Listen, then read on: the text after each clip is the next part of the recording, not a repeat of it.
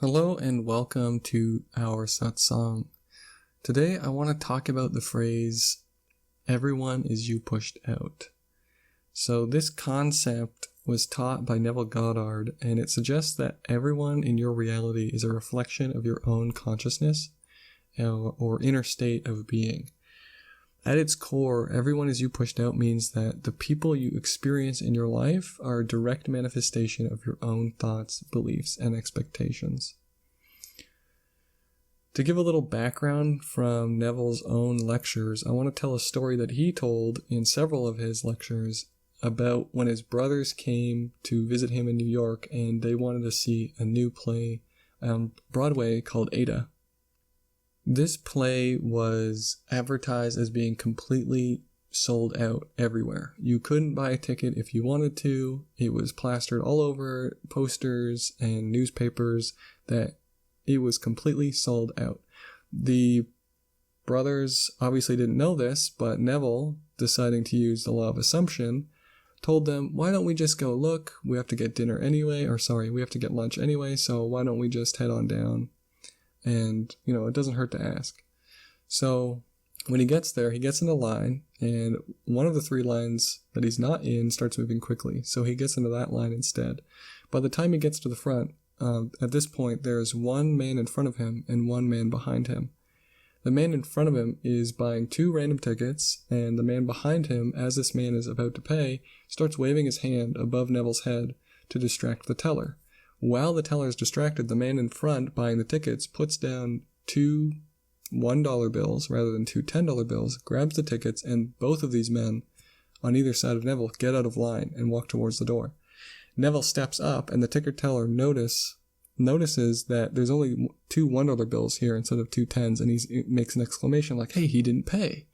And Neville, automatically, without thinking, turns around to face these two men leaving and yells out, hey, come back here right now, you're wanted. These two men stop in their tracks and come back towards Neville to stand beside him. The man who didn't give the proper amount of money asks, what do you want? And he says, the teller has something to tell you. So the teller tells him, the whole story. And essentially what happens is Neville, even though he's in no position of any authority whatsoever, tells this man, you've done wrong. You need to pay the proper amount. This man, like a child in trouble, does exactly as Neville tells him to, takes the two $1 bills back and gives him two tens. The teller two tens, and then leaves with his tickets. And Neville steps up after the whole ordeal is over and without missing a beat asks the teller, can I get two tickets to Ada? I want them in such and such a place, right in center, like they're good tickets. The teller says right away, sure, of course. Reaches down, gets two tickets, and Neville buys them. Now these two tickets that Neville got were from the VIP reserve. That these tickets, they're saved for people who are, noteworthy or important, maybe a celebrity or a senator or some sort of politician, anything like that.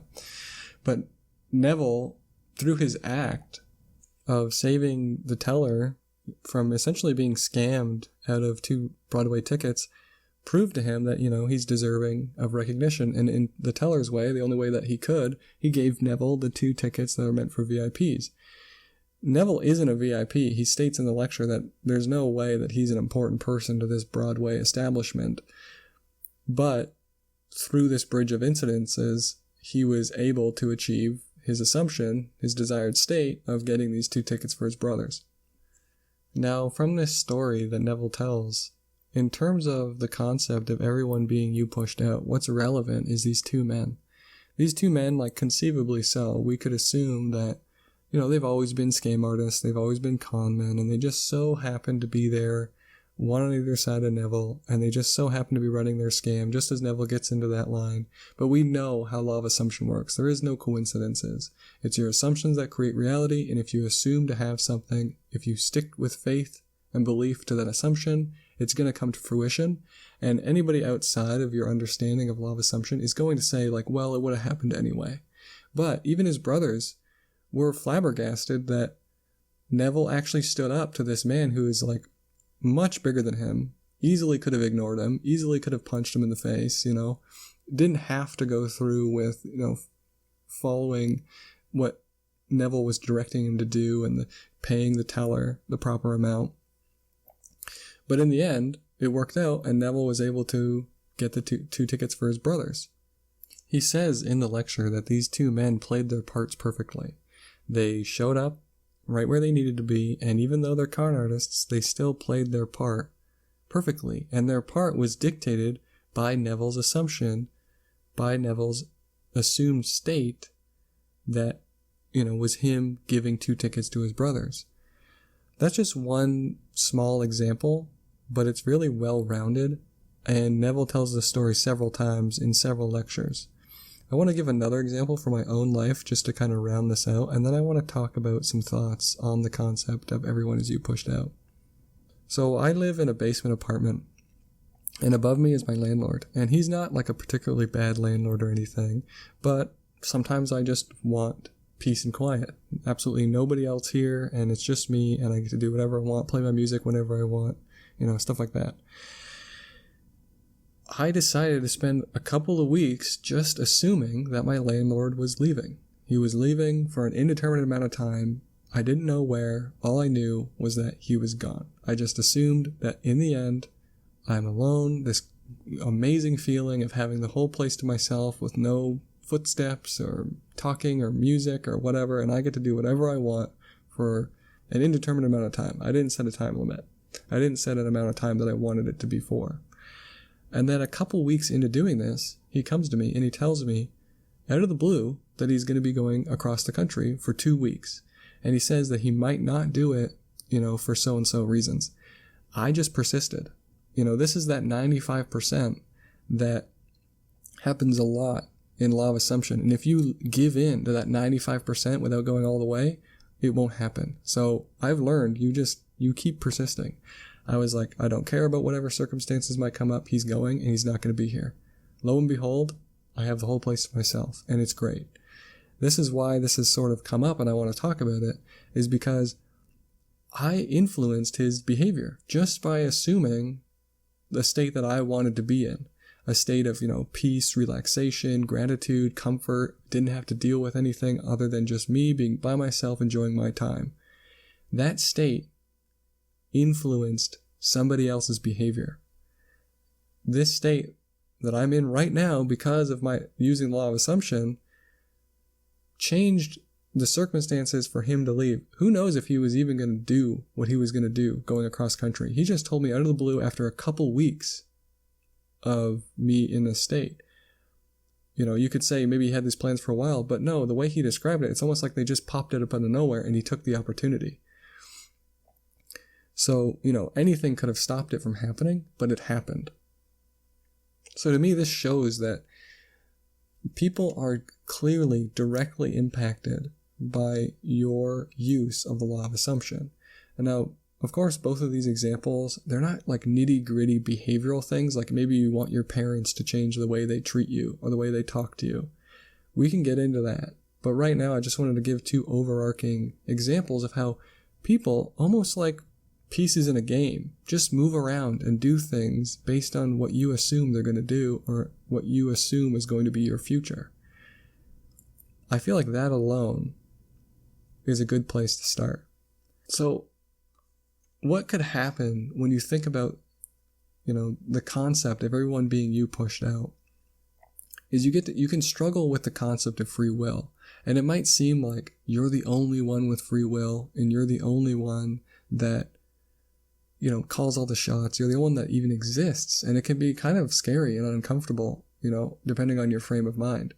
And I feel like there's kind of 2 perspectives you can take if you think about the concept of everyone being you pushed out.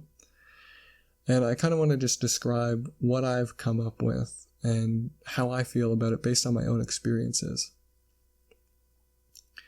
So given the idea that, due to everybody as you pushed out, it assumes that everyone, including the people that are watching this video right now, listening to me talk, are just fragments of my own imagination.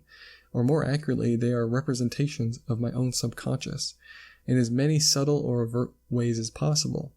So as far as the the two possible perspectives, that kind of war with each other for supremacy at any given time. Sometimes I lapse and I'm not completely confident in my view, are these. So there's the first one, which is like sort of an egoic solipsism, like it's in a solipsistic point of view, where it assumes that I'm the center of my own conscious experience as the ego and self-concept that I call me, so aka Brian. This perspective is, natural and dominant because we develop an ego throughout life and are taught to cling to it. But from this perspective, others seem to be characters in, my life, placed here to fulfill the roles within my subjective reality. It's similar to the feeling of being the main character of a dream, where all of the characters are only figments of my dream and are in no way external. This leads to the belief that nobody other than me has any free will, and because when applying the law, I choose my state and my beliefs, these people around me just reflect that at all times. The other camp you can fall into, and is predominantly the one that I'm in now, especially due to some states that I've achieved in meditation, is I title oneness. And of course, this is the truth. It's deceptively simple. And it's that there is no you or them. The we that we encompass is all one.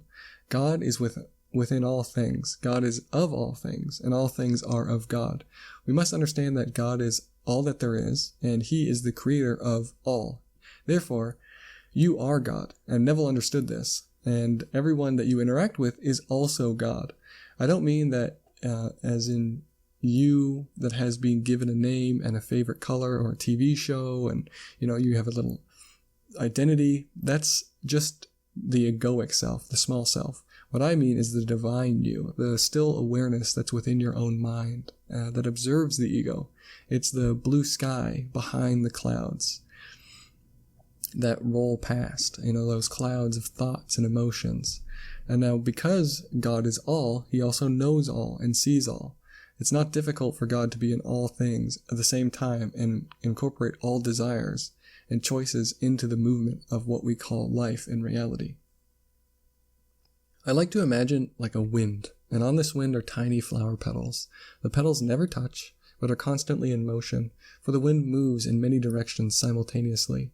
God's abilities allow him to manipulate the wind in such a manner that the petals may choose their course and drift along their desired path, but never disturb the course of another petal. It all fits in so seamlessly and perfect in complete balance and harmony. The petals shift and sway and change course. They come close to other petals on their way and drift apart from others. These petals represent us, or each individual incarnation of God as a human form. And the wind represents the universe itself, or God, or the great consciousness, or whatever you want to call it. And the petals are unaware that they drift further or closer to other petals on their own, quote-unquote, path to serve the will of each other petal. The petals seamlessly fit into each other's paths and are none the wiser to the fact that they all serve to bring about each other's individual desires. The point being that this vast system is self-aware. It may be difficult to understand, but you have to do away with the limiting beliefs that stem from your own small self or ego. We are all one, and there is no separation. It is a fundamental truth to life. This is something that I have experienced very clearly in meditation. There was a point, an experience I once had where I woke up really early in the morning and I was already in a state of consciousness that is not typical. I was already in an altered state of consciousness. What I felt was my body, the surroundings, the sounds, the feeling of the air, the temperature, the person, my girlfriend sleeping beside me. I can feel the pressure of her arm on my arm. I could feel my blankets and my clothes, the pillow behind my head. And then it all sort of collapsed down, and there was nothing in the environment anymore. All I felt was consciousness.